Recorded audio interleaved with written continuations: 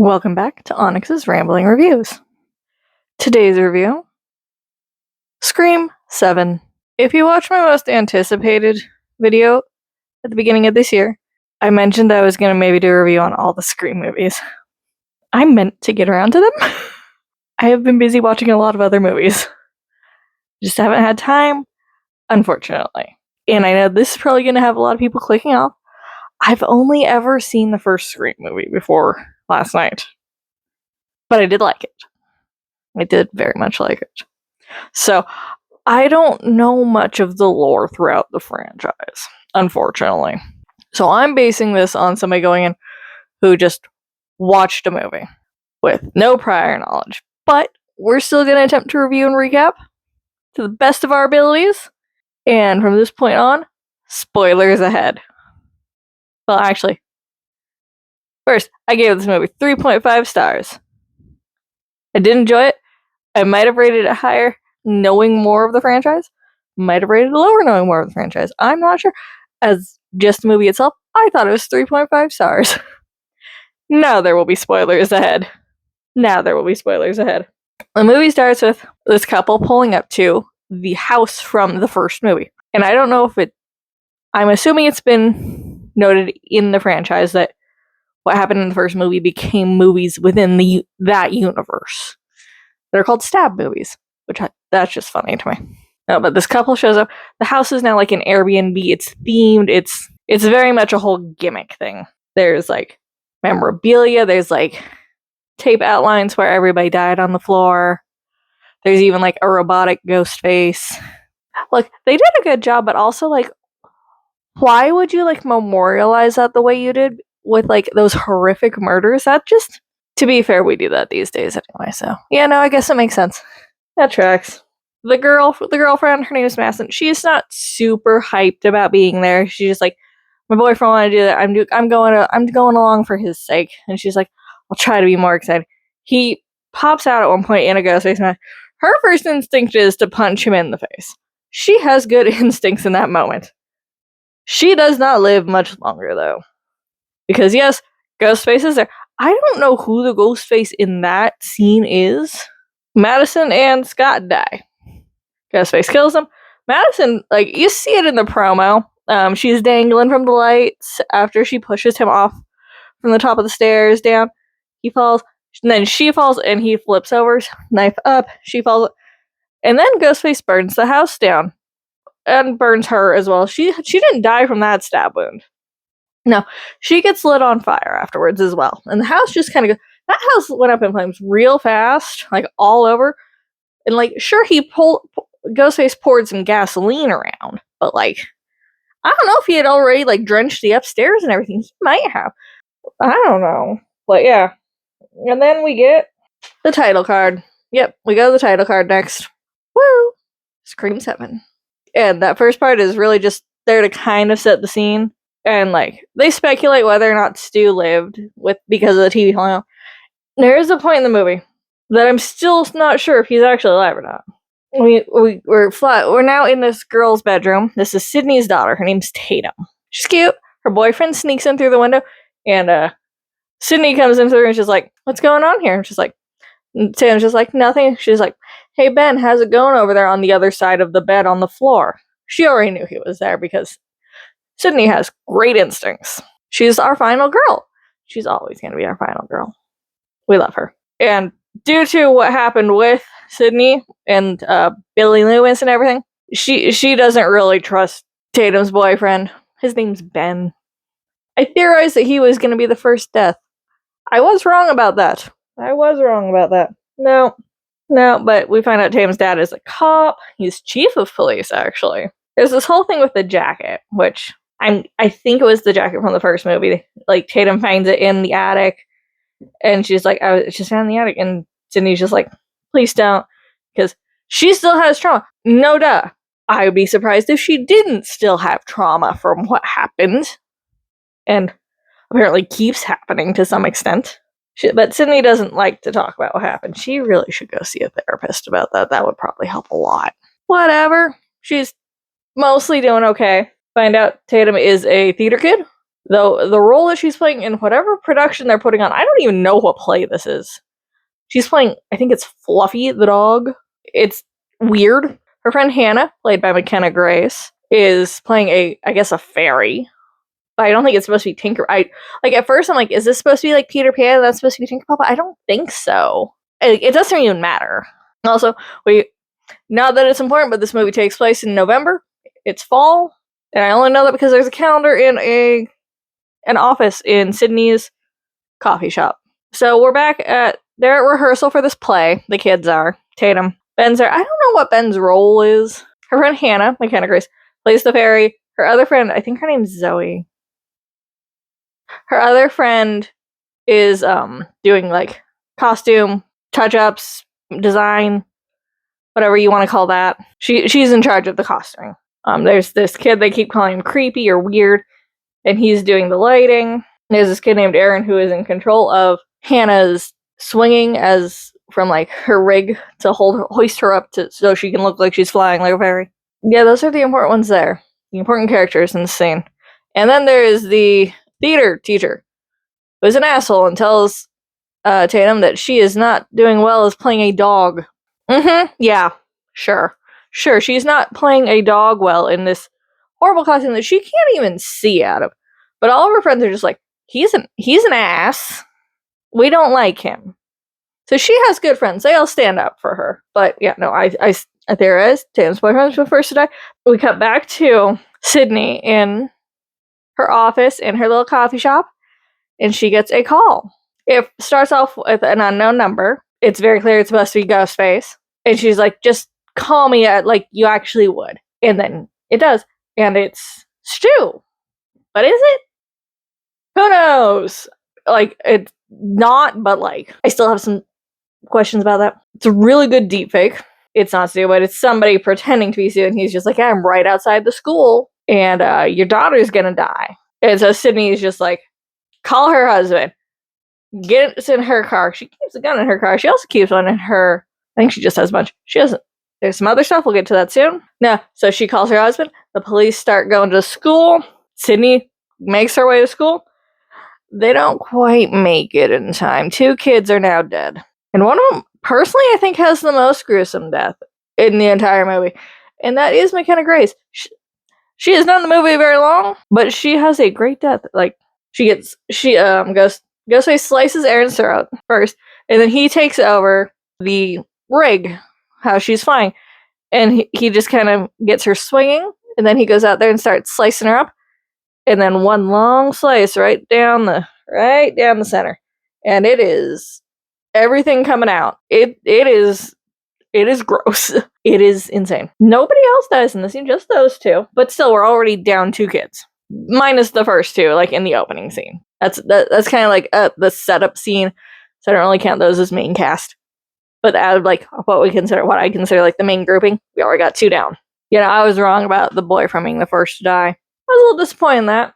So the police show up finally after Ghostface has gotten away, and they start checking the kids. Where were you during all of this? What was going on? Can somebody corroborate where you were? And so on and so forth. Like Sydney, most people, they don't believe that Stu's still alive. They're just like, this is all fake. This is definitely like some kind of AI bullshit. Which, yes, they're correct in that. There's always a little bit of skepticism to be had. Yeah, no, they were also planning to maybe have a party that night. I think it was Hannah who was planning the party. They ain't having that party now. Sydney, Tatum, and the husband, I do not remember his name. That's okay. They go back to their house, and they're like, get your go bag, we're gonna pack up, we're going. And Sydney's just like, where's your go bag? And Tatum's like, I unpacked that ages ago. Okay. But before they start doing that, the police who escort them back to their house, they do a search of the house. They don't check everywhere.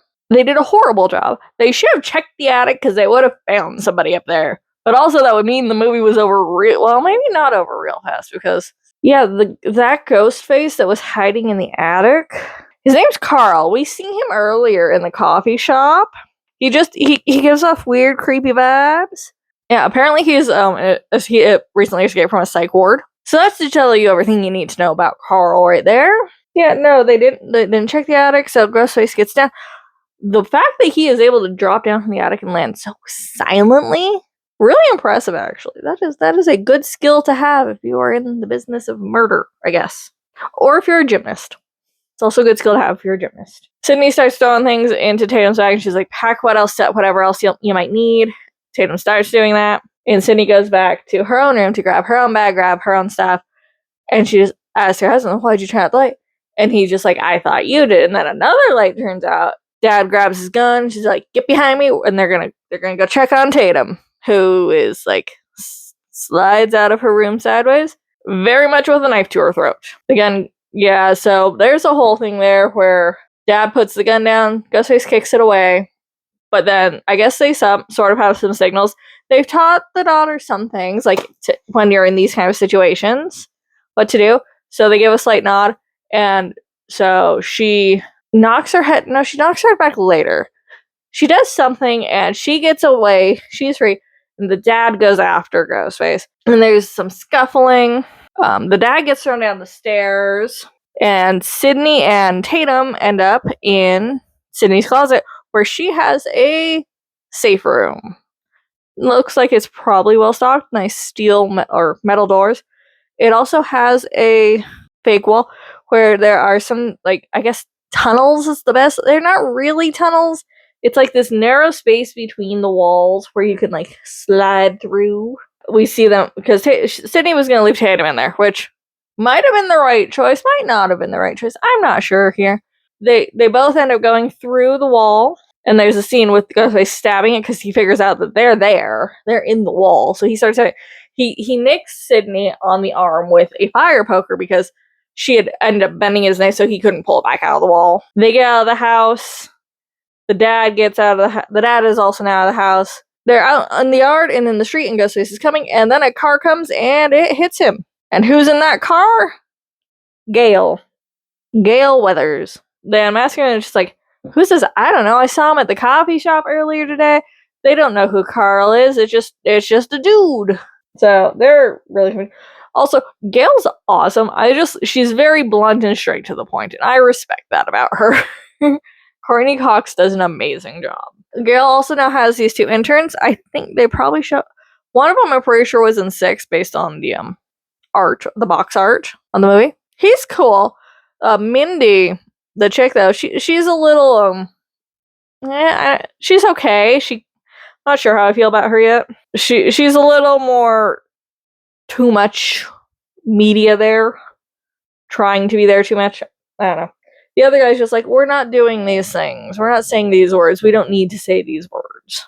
Just be a person. Stu calls again. They're still trying to figure out what's going on with that. Tatum starts asking Sydney more questions. She's like, teach me how to survive like you did. And it's this whole thing. The town's now on a curfew, by the way, starting the following night. Because since Stu called again, they're like, oh, this isn't over yet. Because there's always more than one Ghostface. Except I think, is it Scream 4 that doesn't have? The police are doing their best. They're like looking into things. They're trying to protect people and everything. They're doing their job. Sydney and Gail go to the psychiatric hospital where Carl was. They show an orderly a picture of Stu. And they're like, oh, he's just like, oh, that's John Doe. He was here for a little bit. He checked him. He left like 2 weeks ago. And that's where I'm like, is Stu dead or is this orderly in on it? I think the orderly is in on it. That would make sense. As we see this, we see Mindy and I forgot his name, but the Gail's two interns are staying at Sydney's house, and she's like looking out the window, and they see their neighbor friend, the creepy dude, or at least this is what they call him. Like everyone's just like, he's just creepy. He is Sydney's neighbor, who is all like, and his mom is Jessica and seems to be friends with Sydney. So there's that. Apparently, Sydney's house has good water pressure. That was mentioned. I made a note of it. I don't know why.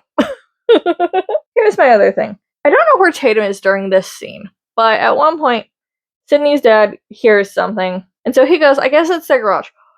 And it's like it's like they're doing a renovation in there. So like, why is there always so much plastic hanging from the ceiling and just everywhere in these renovation scenes?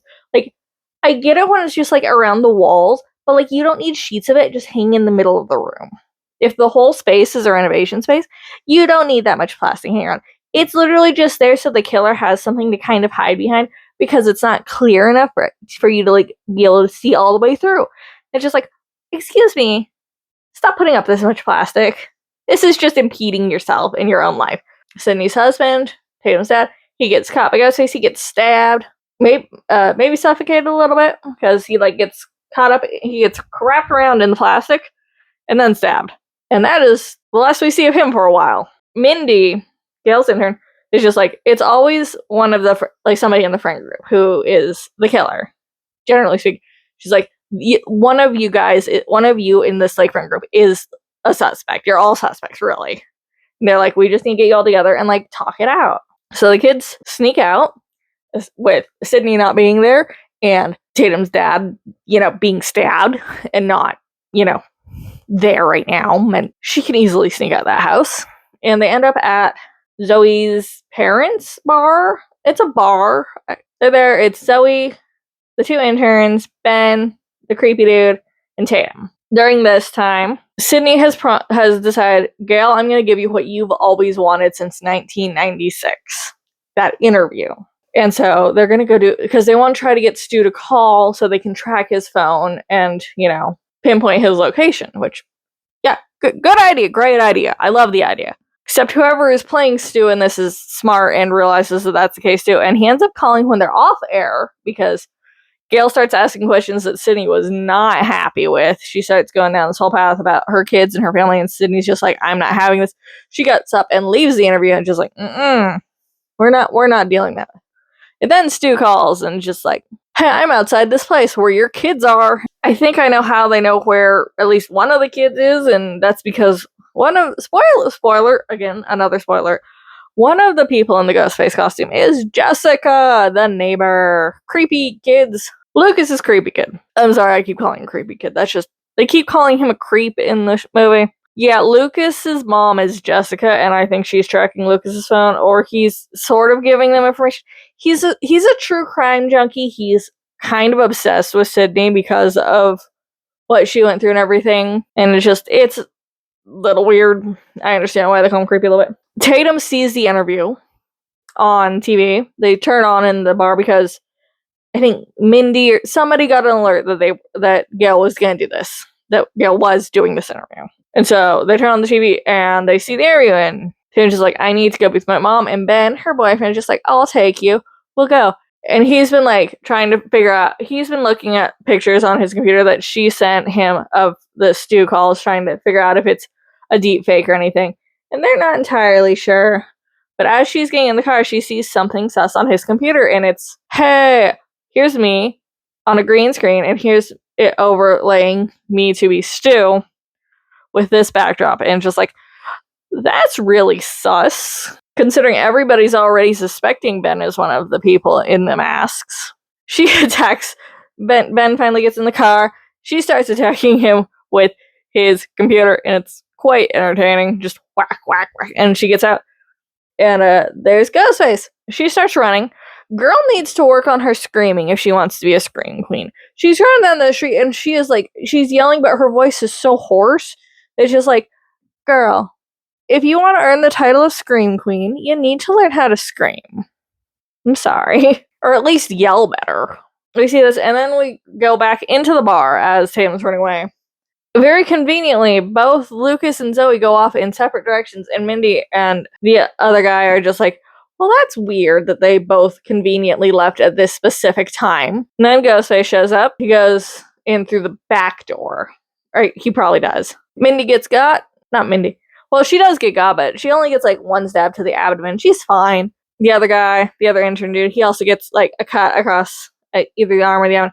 He's fine too. They don't die. Zoey does. She does get out of the kitchen back into like the main bar area where she almost gets away, but Ghostface does the thing where it's just like, hey, I'm going to open and shut the door and make it seem like I've left when I didn't.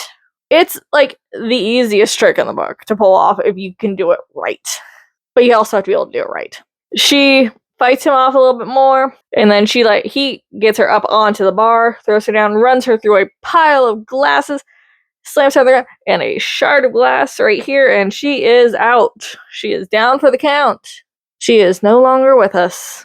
Now, before this, Lucas had run into the kitchen because Zoey ran out. She's like, he's in there, don't go in there. And Lucas is like, don't worry, I got this. He runs up, immediately comes out with a stab wound, and she's like, he don't got this at all.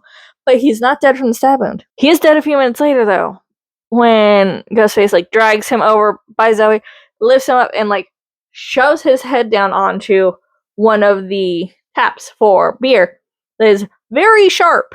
And then there's a really interesting visual of his mouth going open where whatever the beer is and blood just he has become a fountain. A morbidly, disgustingly gross fountain. I still say that Hannah's death was the most but Lucas is a close second, in my opinion. Tatum, she's right now, she's the whole town's on curfew. Nobody's around for her to hear her scream. If she was maybe actually screaming, they might have heard her, but she's not, like, making that much noise, in my opinion. But also, I guess she doesn't want to alert Ghostface to where she is, which makes sense. But still, girl, work on your screaming. Work on your screaming to alert people where you are. And this is where we find out, okay, so Ben shows back up. And she's just like, did you see him? Did you see the killer? And Ben's just like, I didn't see anybody. You hit me in the head. Which is a very sus thing to say at this time, considering we don't see Ghostface anymore. And then Ben gets stabbed by Ghostface, because Ben was not the killer. It was just too obvious and, like, too leaned into for Ben to be the killer. But also, if they had gone that road, I'm like, damn, I would have thought they were trying to red herring with all the suspicion being thrown on him, that I wouldn't have seen it coming, while at the same time, it would have been so just blatantly told. But I'm glad that he wasn't. But also, just like, you went too hard with the red herring, in my opinion. Tatum's running again. Ben's dead. She ends up in the cafe. Because since her mom owns it, of course she knows the code. And Jessica, I think, works there, which is why we see Ghostface unlock the door with the code. Because since Jessica works there, of course she knows the code. Sydney has the cameras on her phone. She can see through the securities. Like, what Tatum, when she gets into the office, gets herself, like, barricaded in there. And then she can see the other camera where Ghostface is outside the office trying to figure out how to get in. And she's calling Tatum. Sydney's calling Tatum to be like, hey, there's the gun in the safe. The code is your birthday. You need to shoot him. And then you need to go out there and shoot him in the head to make sure he's dead. Because just because you shot him doesn't mean he's dead. Sydney's on point here. She's like, make sure you shoot him in the head to guarantee the kill. Now, to be fair, what happens next is Tatum needs to shoot through the wall to, like, down Ghostface so she can at least get out of the room. With Sydney's help, since she has the security feeds, is able to actually do this. It's really, actually, like, impressive that they're able to line it up so well. And then Tatum doesn't shoot him in the head the minute she gets out there. Ghostface gets away. We see the second Ghostface show up and knock Tatum out. By the time Sydney gets to the coffee shop, Tatum's gone. Both the Ghostfaces are gone. Because, of course, there's two of them. Actually, technically, there's three in this movie. I don't know if there's ever been three. They call Sydney and be like, she's like, where's my daughter? And they're like, where the heart is. Home is where the heart is. They're back at Sydney's house. When they get there, all the TVs, like, turn on to this feed of the AI call. And it just keeps jumping from, like, different person from, like, a bunch of all the other movies, I'm guessing. But it's mostly on Stu. That's who they usually use as the avatar. This is when we find out one of the ghost faces is Jessica. Damn it, Jessica. Why? We find out she's kind of obsessed with Sydney. Creepily so. Like, it's unhealthy. And she's like, you've always been the Scream Queen, the final girl. But now I'm gonna take over because I can do this because I read your book and everything. Because Sydney wrote a book dealing with her trauma. Fair. That's a good outlet. Write your feelings out. That's healthy. The other Ghostface must be that orderly. Sydney knows her there.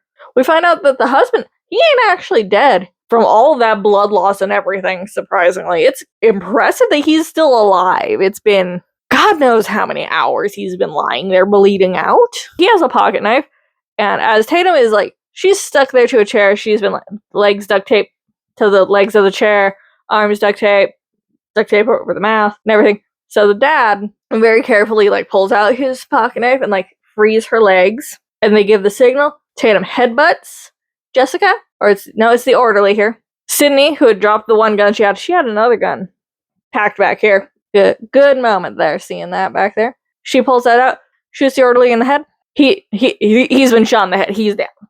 But Jessica's still alive. She's run into the garage. Sydney tells Tatum to stay there with their father. Call 911. Get an ambulance here. Yeah, do that first before you do anything else. Make sure your dad's gonna live, please. Jessica and Sydney have a big fight. They're going at it. They're fighting. Sydney hits Jessica over the head with a brick. She stabs her with a screwdriver. Gets her in the stomach. Gets her in the thigh a lot. It's a good fight, but she's not dead. Tatum comes in. She shoots her. Again, not in the head, but multiple times in the abdomen, the chest, stomach area, but not in the head. Sydney's just like, you gotta shoot her in the head. And they look over to shoot her in the head. Jessica's gone. Somewhere behind all of that plastic is just hanging from the roof ceiling. But they do find her, and they shoot her in the head multiple times to the point where they just literally shoot her face off. Jessica's dead. The other guy's dead. Carl's dead. Stu may or may not be alive. I'm not sure on that still. I'll leave that up to suspicion. Let you decide on that matter.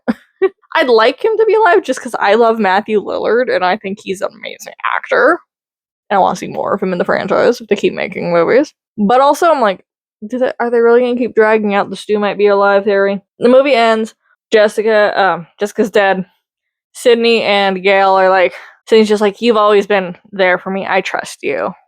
You're my girl. And Gail's just like, do you want me to take you to the hospital so you can be with your husband? She's like, yeah, just give me what. She goes to talk to him.